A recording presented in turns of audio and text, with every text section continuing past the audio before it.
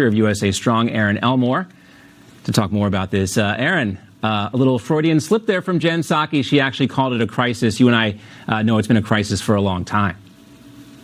Yeah, it's nice to see her actually admit that. However, I do think that was her intention. So here's what's happening at the border. It's open borders, closed schools.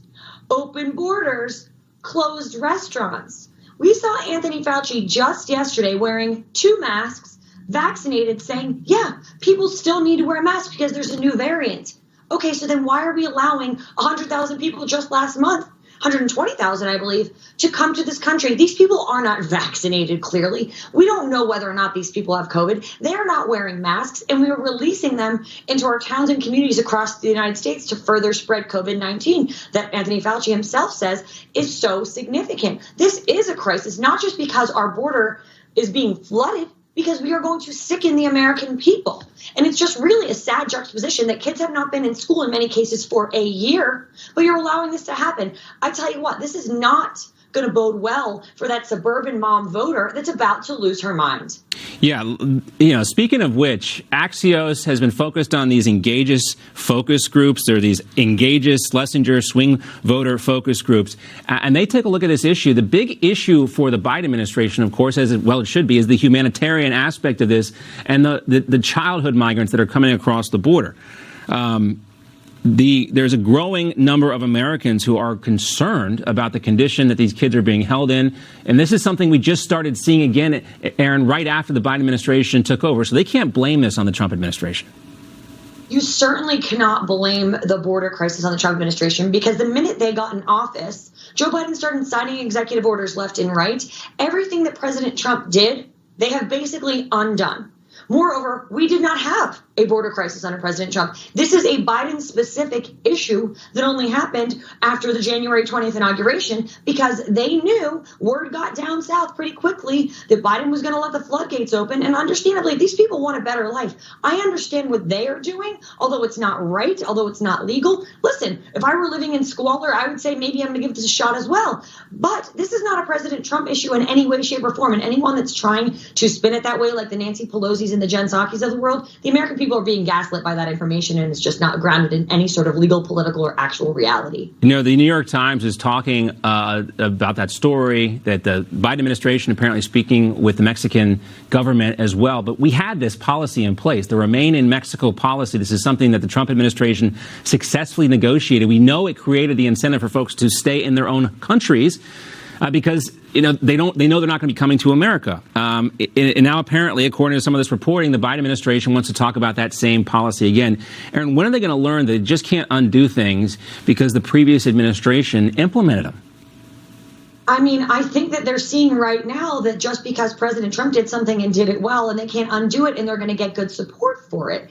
It's really sad that anything President Trump said was black, they automatically have to say white just because it's the opposite. There is a crisis at the border, and I love that they're now kicking the can down the road and just making it a Mexico issue. This is a problem that the United States government, aka Biden's government, has created. It should be their problem to resolve. The problem is they don't have a solution.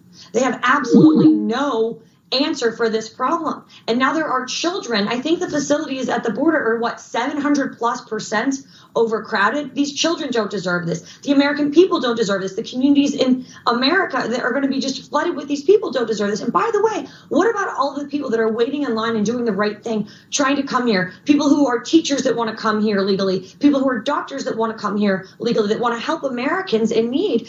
They are stuck in their home countries doing what's right. What message does this send to people? Sure, do things illegally, you're going to get ahead in the world. Right, you can just cut to the front of the.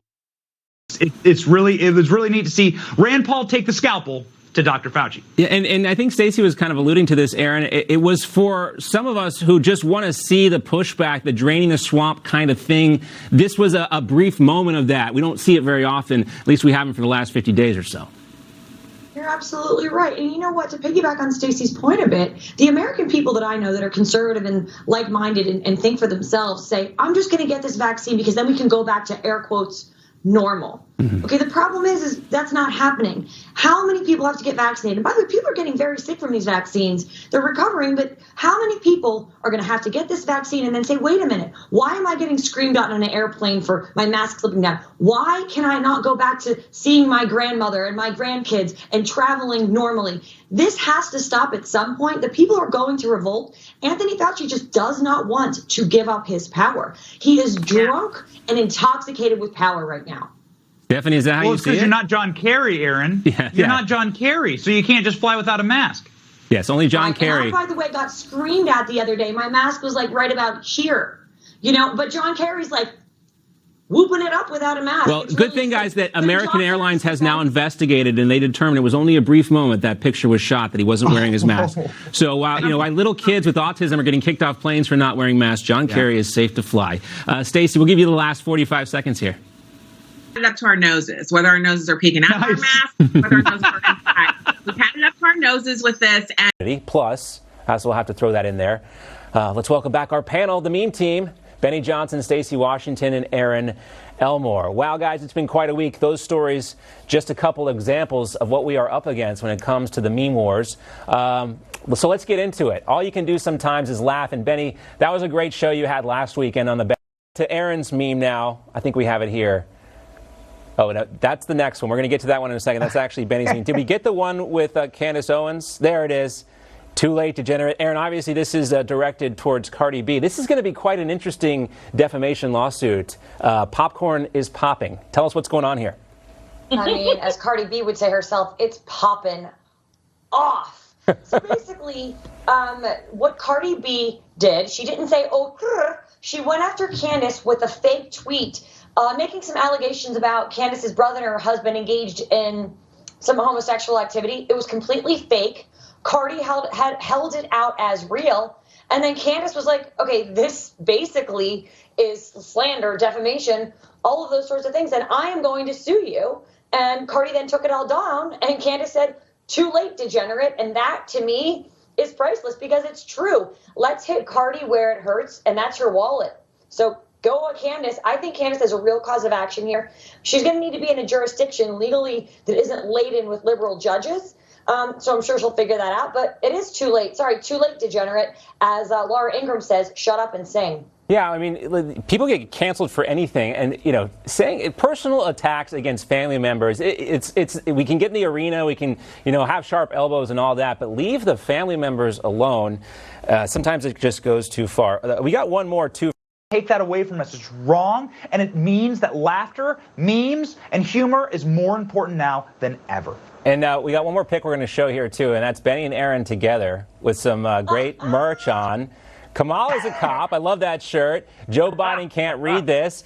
And again, I started the show by saying it's not time to laugh. So let me just kind of square this up with everyone. There are serious issues here, of course, and we got to take a look at what's going on there with the meeting in Alaska and say this is serious stuff. These other countries want to take advantage, and they see this as provocative, the weakness here. But at the same time, we all have lives to live here, and if we can't kind of have a moment of levity in this stuff, like those T-shirts are a perfect example, we're all doomed. And I'll leave, I got 30 seconds here. I guess I'm not going to let you guys try to... one thing, John? Yeah, go ahead, Erin. Okay, listen, the Winnie the Pooh meme without pants, all four of us here are on TV. You can only see us from the waist up. I got on my leggings. I know Benny has on his superhero pajamas. Let's not talk about pants right now. Let's let that one go. Fair enough. Fair enough. I'll say that those T-shirts are from the official Benny line of T-shirts that'll be launching this week. And Joe Biden can't read this. Based on recent videos I just saw, maybe Joe Biden can't even walk on this. We hope he's okay. I mean, all kidding aside, we do hope the president is okay. We don't ever want to see the president of the United States be embarrassed like that. Stacey, Benny, Erin, great to see you all. Thanks so much. Coming up,